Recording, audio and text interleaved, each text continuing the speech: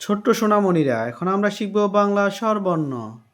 সরিয়, সরেয়া, রসই, দীর্ঘই, রসৌ, দীর্ঘ, রি, এ, ওই, ও, ও, সরিয়, সরেয়া, রসই, দীর্ঘই, রসৌ, দীর্ঘ, রি, এ, ওই, ও, ও, সরিয়, সরেয়া, রসই, দীর্ঘই, রসৌ, দীর্ঘ, রি, এ, ওই, ও, ও।